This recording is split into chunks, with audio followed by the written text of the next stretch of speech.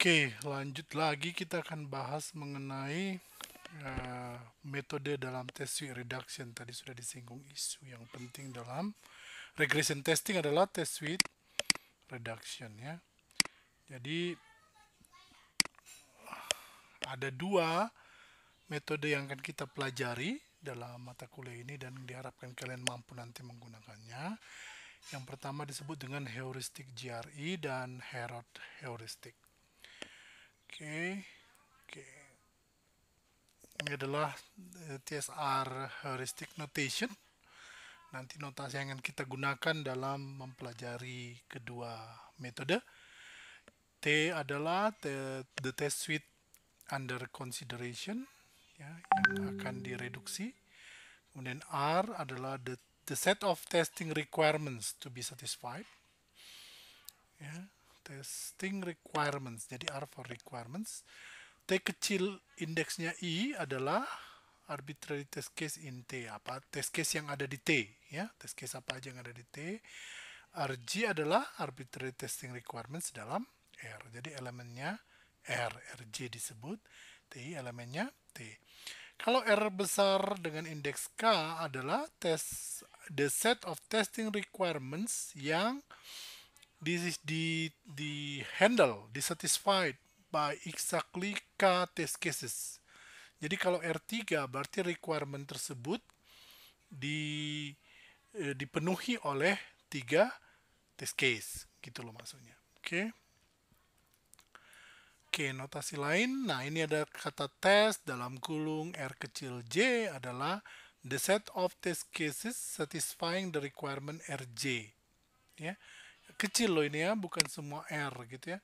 Jadi requirement keberapa yang disatisfy oleh tes-tes tertentu. Jadi misalnya test case 1, test case 2, test case 3 memenuhi RJ, berarti di situ akan ada tes T1 sampai T4. Itulah tes RJ.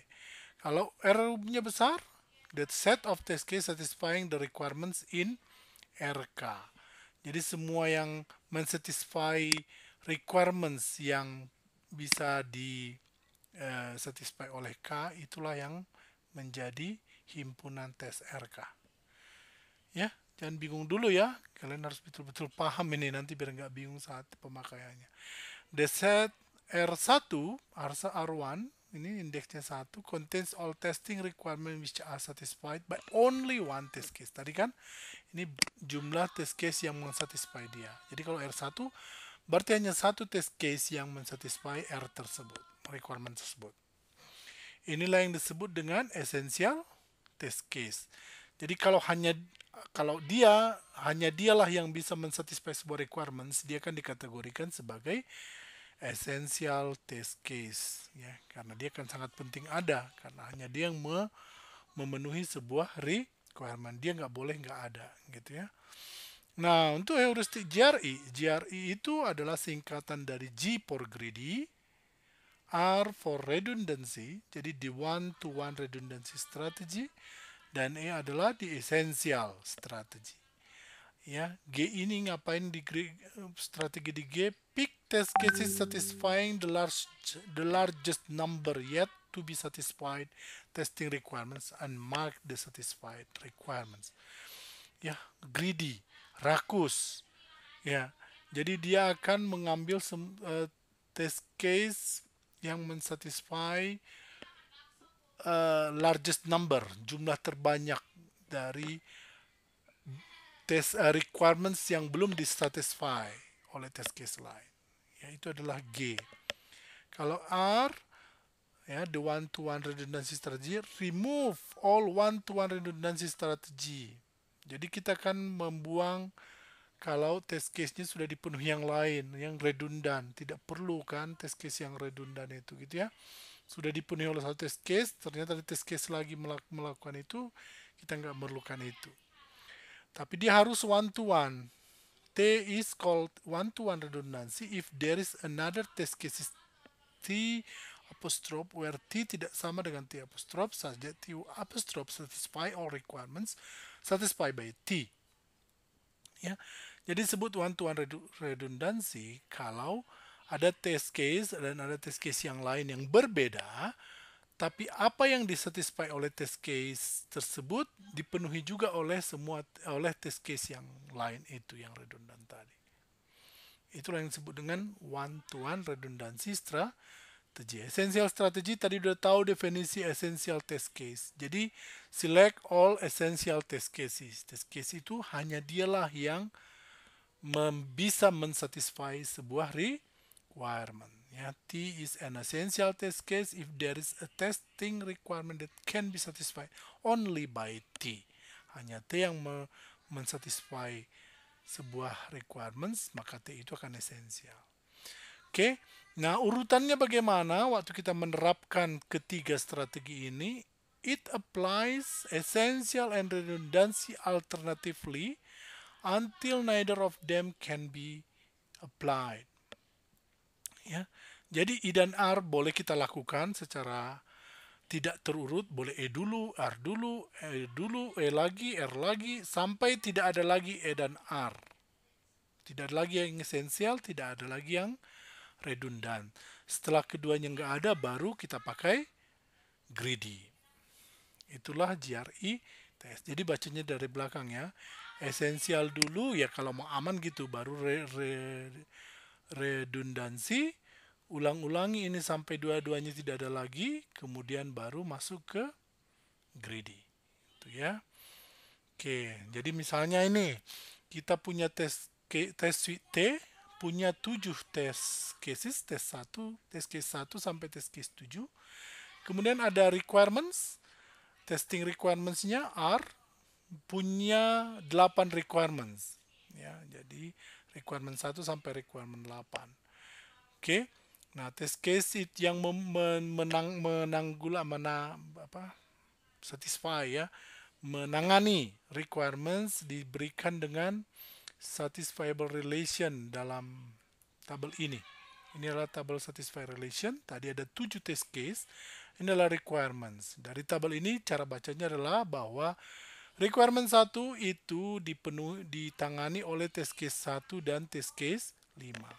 Jadi test case 1, test case 5 dibuat untuk menangani R1 gitu loh. Ya.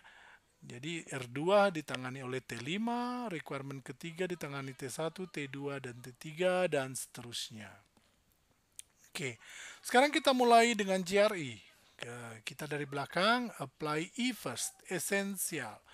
Coba kita back to this table. Mana yang esensial? Artinya ada requirement yang hanya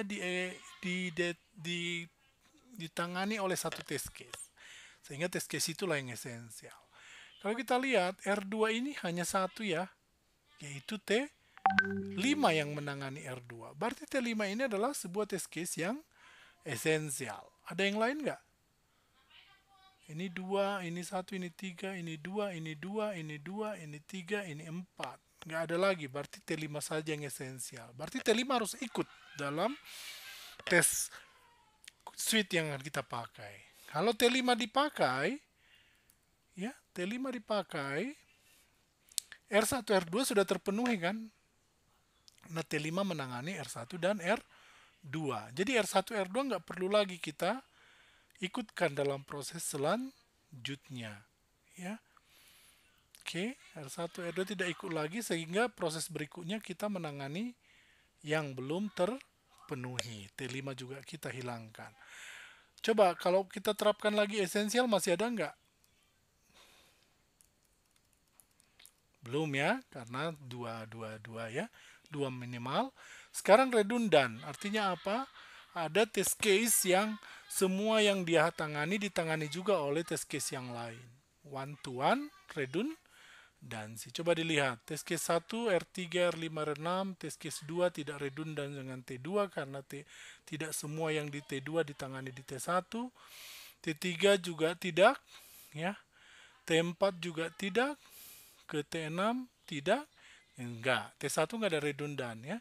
T2 redundan dengan T3, ya T2 itu redundan terhadap T3 karena dia menangani R3 R8 di mana dia juga ditangani semuanya oleh T3.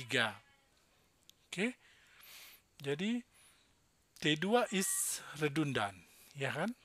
karena dia ditangani juga oleh T3. Ada redundan yang lain nggak? Coba kita amati nih, enggak. Ini enggak. Nah ini T7 apakah redundan? T7 menangani R7 R8, dia redundan kedua test case, T4 dan T3. Artinya sebenarnya T7 dan T2 tidak perlu kan, karena apa yang mereka lakukan dilakukan juga oleh test case yang lain. Oke, artinya kita bisa remove T2 dan remove T7. Oke, setelah kita remove T2 dan T7, beginilah bentuk satisfiability relation kita, gitu ya. Sekarang periksa lagi, apakah ada esensial sekarang? Oh, belum ada. Ya. Kemudian apakah ada R? T1 apakah? Enggak. Ke T3 enggak, ke T4 enggak, ke T6 enggak ya, karena R3 hanya T3 yang nanganin, yang La2 enggak. Padahal R5, R6 enggak ditangani T3, enggak redundan dia. Di T3 apakah redundan? Enggak. T4 ada redundan ke tempat lain? Enggak, karena ke T3 dia yang ini enggak ditangani T3, gitu ya. T6 enggak redundan juga. Kalau ke T3 dia ini enggak ditangani T3. Kalau ke T1 ini enggak ditangani T1. Sehingga tidak ada lagi yang redundan. Oke.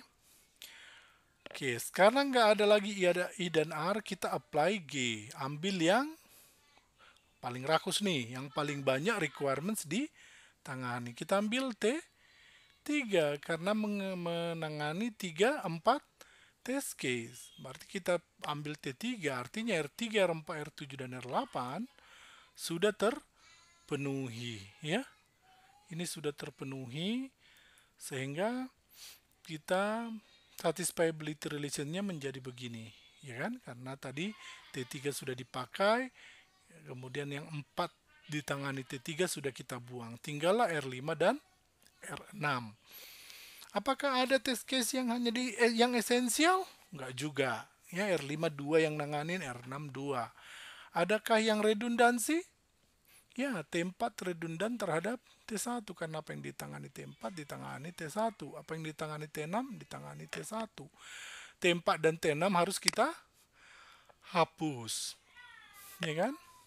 Remove T4 dan T6. Oke, sehingga tinggallah T1. T1 ya dua-duanya dia esensial karena R5 dan 6 ditangani satu aja, sehingga kita pilih T1. Jadi dari satisfiability relation tadi, ini summary-nya tadi waktu kita terapkan esensial kita pilih T5 yang pertama, langkah pertama. Di R kita remove T2, T3, T7. Kemudian waktu G kita pilih T3, R remove lagi T4, T6, esensial kita pilih T1. Jadi dari 7 tadi test case, sebenarnya kita jadi hanya punya 3 test case, yaitu T1, T3, dan T5. Semua yang dipenuhi T7 test case ternyata bisa dipenuhi oleh ketiga test case tersebut. Kita telah membuang 4 test case. Representative step adalah T3, T5, T3, dan T1. Ya. Itu solusi kalau kita menggunakan heuristik